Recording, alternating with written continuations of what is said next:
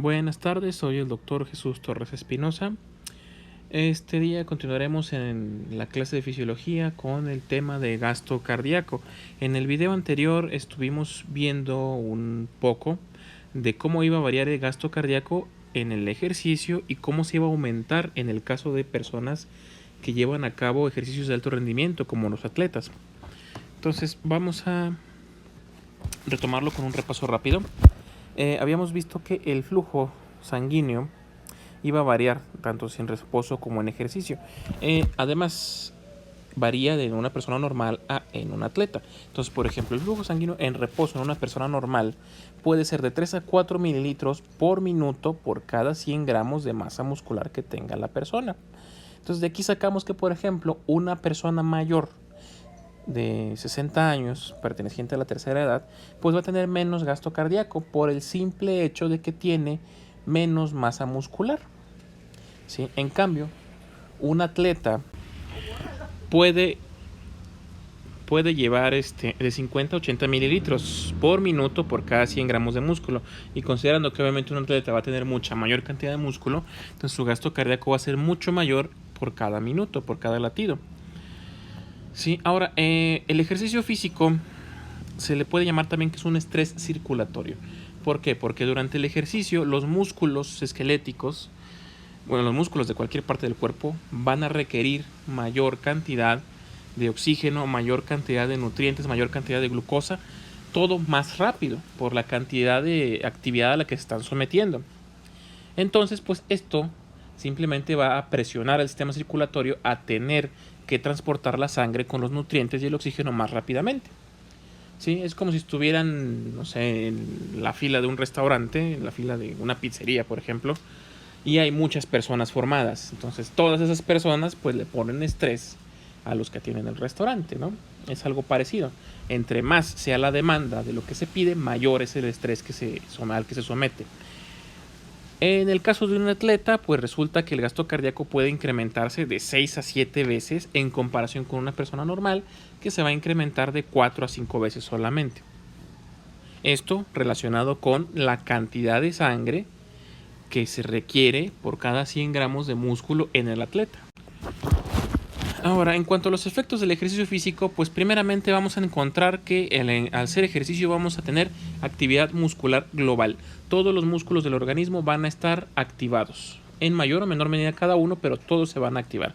Lo cual a su vez puede provocar que se abran o incrementen su diámetro capilares musculares durmientes, le hace entre comillas.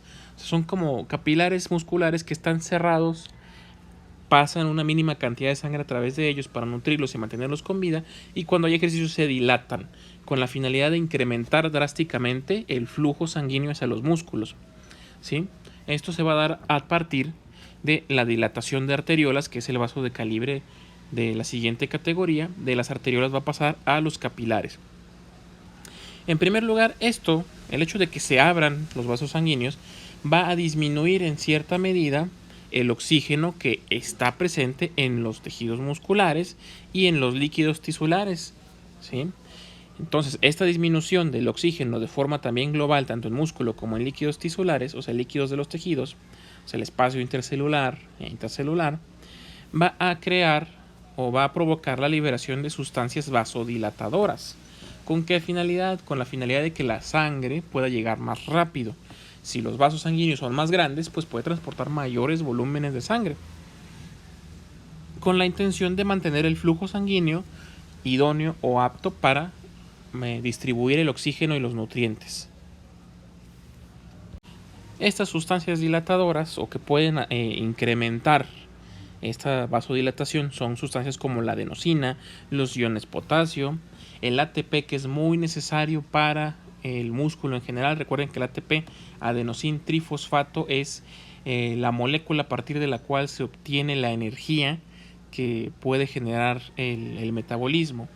Esta energía se forma a partir de la ruptura de un puente de alta energía entre la adenosina y uno de los fosfatos que están unidos a ella. Entonces, cuando un ATP se gasta, se forma un ADP, adenosín difosfato. Y recuerden que pues ese se va a recargar en la mitocondria. Consideren el ATP como si fuera una especie de batería recargable. Se gasta, se recarga, se gasta, se recarga. ¿Sí? También tenemos otras sustancias vasodilatadoras como lo es el ácido láctico o el CO2. ¿Sí? Ahora bien, hay otros mecanismos que van a controlar el flujo sanguíneo a ciertas regiones dependiendo de la actividad que estemos realizando. Por ejemplo, tenemos primero nervios vasoconstrictores simpáticos. Como su nombre lo dice, son nervios que su función va a ser provocar vasoconstricción en los vasos.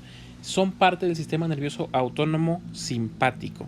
Quiere decir que van a utilizar algunas catecolaminas como neurotransmisores, las cuales son, por ejemplo, la noradrenalina. ¿Sí? La noradrenalina ya la vimos con anterioridad. Entonces la reacción que va a producir estas catecolaminas pues va a ser de incrementar el flujo sanguíneo hacia los músculos y reducir el flujo sanguíneo hacia los músculos esqueléticos, pero lo va a reducir hacia los intestinos, por ejemplo. ¿Sí? Porque en el momento de que está haciendo ejercicio físico no requerimos mucho la actividad intestinal. Ahora también vamos a encontrar cierto control a partir de las glándulas suprarrenales, las cuales son las productoras de la adrenalina y la noradrenalina, que tienen esos efectos vasoconstrictores que ya mencionamos. Entonces la noradrenalina como tal la vamos a tener como una sustancia sinónimo de vasoconstricción. ¿Sí? Mientras que la adrenalina como tal tiene un ligero, muy poco, efecto vasodilatador. ¿Sí? Porque cuando actúa dentro de los receptores beta adrenérgicos va a producirnos esa vasodilatación. En cambio, si actuara sobre los receptores alfa adrenérgicos, pues nos va a producir el efecto contrario, que es una vasoconstricción igual que la noradrenalina. Entonces tenemos, en base a todo esto que hemos ido mencionando, tres situaciones que son necesarias, que son requisitos para que el organismo durante el ejercicio lleve una óptima función circulatoria. Son tres factores en particular. Uno, descarga simpática en masa, o sea que haya una estimulación simpática hacia toda la masa muscular para que podamos tener un riego sanguíneo adecuado y una óptima función de dichos músculos. Otra, que haya un incremento de la presión arterial. Mientras estamos haciendo ejercicio, la presión arterial debe estar incrementada de cierta manera para facilitar y mejorar la velocidad de distribución de la sangre. ¿Sí? Entonces vamos a tener una presión arterial incrementada en vasos de gran calibre, mientras que en los pequeños capilares de los músculos vamos a tener una vasodilatación. Y a su vez, pues el incremento de la presión y el incremento de la dilatación de los capilares va a incrementar el retorno venoso.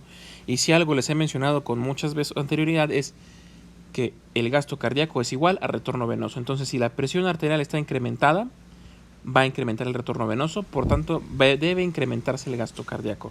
Si alguno de estas tres situaciones falla, entonces no se puede realizar el ejercicio de forma adecuada. Por ejemplo, si el gasto cardíaco no aumenta, nos vamos a cansar rápidamente. Si el paciente está en un estado permanente de hipotensión por algún medicamento o algún problema médico, no va a poder realizar actividad física. Ahora, primeramente, en el caso de la descarga simpática en masa, esta va a producirnos algunos efectos. Número 1, va a estimular al corazón, incrementando la frecuencia cardíaca. Entonces, si late más veces por minuto, es capaz de sacar más sangre por minuto. Entonces, ya con esa simple función, ya incrementamos el gasto cardíaco. Luego, las arteriolas de la circulación periférica, las arteriolas que podríamos decir no sean esenciales para la función muscular, se van a constriñir, ¿sí? Por ejemplo, tendríamos las arteriolas en el sistema digestivo, van a estar cerradas o disminuido su calibre, llevando solamente la sangre necesaria para mantener funcionando a un nivel mínimo al intestino, mientras que las arteriolas de los músculos activos, de los músculos que estamos utilizando para nuestra actividad física, van a estar dilatadas para recibir mayores volúmenes de sangre. ¿Sí? Entonces, el corazón nos va a enviar la sangre hacia los músculos activos a través de esta vasoconstricción controlada de ciertas vías. Considérenlo como la vía del tren, que tiene varias direcciones, pero hay ciertas, en los cruces hay palancas que permiten mover el tren hacia una u otra vía. En este caso es lo mismo. La sangre circula a todas partes, pero si cerramos ciertos vasos vamos a incrementar el flujo hacia otros, dependiendo de las funciones que estemos realizando.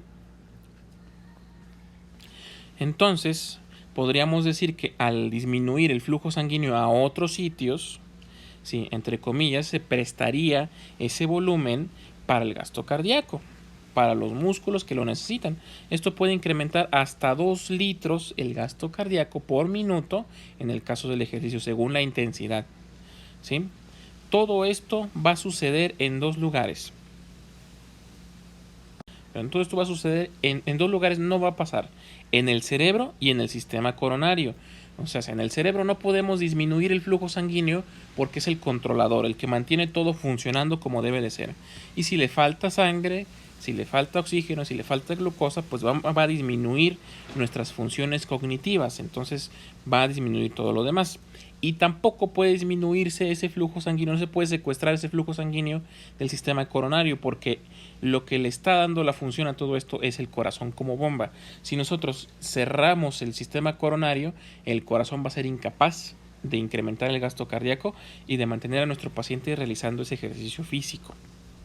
Entonces, pues se va a cansar y no va a poder no va a poder cumplir con las demandas de oxígeno de los tejidos. Entonces va a haber cansancio, va a haber agitación y otros mecanismos regulatorios que veremos más adelante.